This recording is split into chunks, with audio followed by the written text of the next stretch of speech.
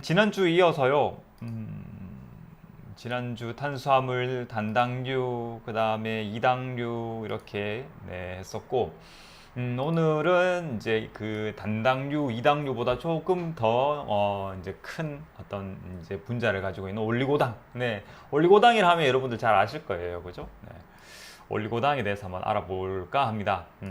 올리고당은요, 이 단당류가 3개에서 한 10개 정도, 통상적으로 3개에서 한 10개 정도 모여 있는 그런 탄수화물, 즉 단당류가 3개에서 10개 정도 이렇게 결합이 되어 있는 그런 탄수화물을 올리고당이라고 이제 화학적으로는 얘기를 합니다. 근데 여러분들은 올리고당이라면 밑에 빨간색으로 되어 있는 식이성 올리고당을 많이 떠올리실 거예요. 이제 이 올리고당은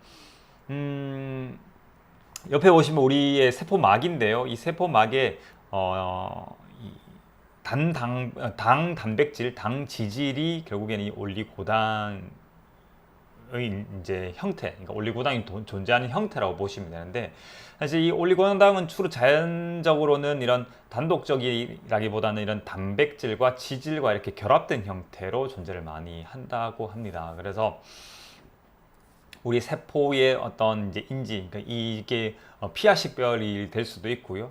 뭐 이런 면역 반응이 있어가지고 상당히 중요한 역할을 한다고 하고요. 그 다음에 세포의 결합이라든지 이런 것에도 상당히 중요한 역할을 한다고 합니다. 그래서 하지만 이제 식물에서는 이런 그 올리고당이 이런 세포 막이 아니라 이런 탄수 에너지 저장원으로서 또는 어떤 에너지를 수송하는 그런 또 수송 수단으로서 하나의 탄수화물의 일종으로 그런 어떤 역할을 하는 탄수화물의 일종으로 존재하기도 하고요. 그래서 식물에 있는 그런 어떤 올리고당 중에 이제 우리가 먹을 수 있는 시기를 할 수 있는 것들이 이제 프락토 올리고당, 뭐 갈락토 올리고당, 뭐 만난 올리고당 이렇게 되는 겁니다. 그리고 이제 녹말이 분해가 되면서 이제 포도당으로 가기 직 어떤 일이 그왜 그 메가당, 엿당이라고 하는 그런 말토우스가 되기 전의 단계를 통틀어서 덱스트린이라고 한다고 말씀을 드렸잖아요. 그 덱스트린 자체도 올리고당의 일종이 될 수가 있습니다. 그렇기 때문에 올리고당은 그냥 단순하게 화학적으로는요, 이런 단당류의 개수를 가지고서 분리를 한 거니까 조금 더 포괄적인 개념이고요, 화학적으로는.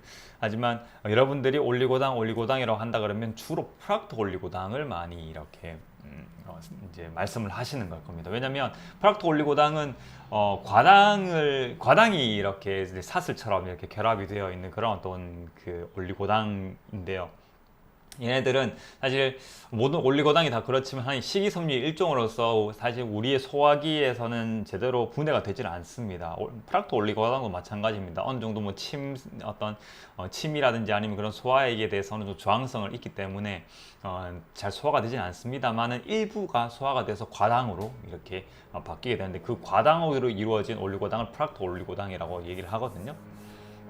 그래서 약간 단맛이 나기 때문에 식품에서는 이런 감미료, 그러니까 단맛을 내게 하는 그런 어떤 원료로 많이 사용이 되죠. 그러면서 이런 올리고당이 단맛이 나지만 올리고당이 함유되어 있으면은 어떤 뭐 에너지, 그러니까 열량은 많지 않고 그 다음에 장 내에 들어가서 직접적으로 당분으로 분해되는 것보다는 미생물이 이렇게 분해를 하면서 짧은 사슬 지방산, 지금 말씀드렸죠.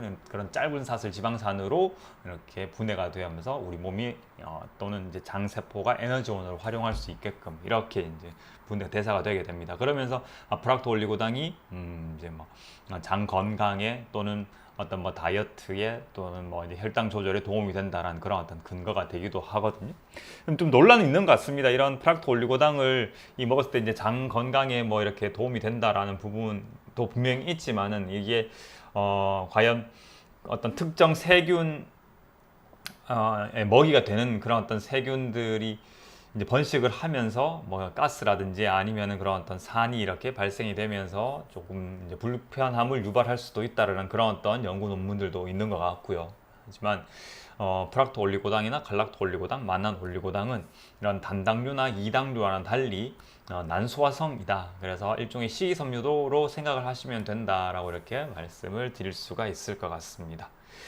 그래서 이 탄수화물이 점차 개수가 많아지면 많아질수록, 즉 결합하고 있는 개수가 많아지면 많아질수록 소화가 되기 힘들다라는 걸 아실 수 있겠죠, 그죠? 그러니까 왜 여러분들께서 디톡스미를 드셔야 되는지, 네, 여기에서 한번. 그러니까 식이섬유는 다양한 형태의 식이섬유가 있습니다, 그죠? 올리고당은 단지 그 식이섬유 중에서 길이가 짧은 그런 어떤 친구들일 뿐이고요. 이보다 이제 내일 또 말씀드릴 것 같지만 다당류라고 하는 이런 10개보다 더 많은 그런 탄수화물이 결합되어 있는 그런 다당류의 경우에는 더욱더 이거는 직접적으로 어떤 물에 녹지도 않고요. 그러니까 프락토올리고당은 물에 잘 녹기 때문에 우리가 음식에 이렇게 사용을 할 수 있게 되는 겁니다. 하지만 그런 다당류 같은 경우에는 물에 잘 녹지 않는 경우들도 많고 하기 때문에 직접적으로 장 운동을 촉진하고 그 다음에 미생물의 먹이가 되기도 하고요. 그렇습니다. 그래서 하여튼 이런 탄수화물 안에는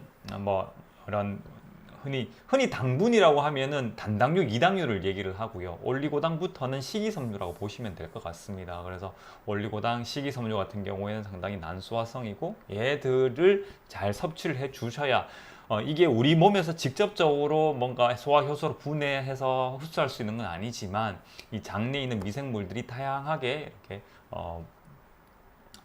이렇게 영양분과 그다음 발효 과정을 통해 가지고 번식할 수 있는 그런 어떤 중요한 어떤 이제 이런 섭취원, 그러니까 중요한 어떤 대사 물질이 되니까요. 그러니까 반드시 올리고당이나 아니면 식이섬유를 챙겨 주셔야 된다, 이런 말씀을 드릴 수가 있을 것 같습니다. 자, 오늘은 이 올리고당에 대해서 여러분들이 알고 계시는 그런 어떤 좀 좁은 의미의 프락토 올리고당, 식이성 올리고당이 아닌 좀 더 넓은 의미의 올리고당에 대해서 말씀을 드렸고요. 내일은 다당류에 대해서 한번 알아볼 수 있도록 하겠습니다.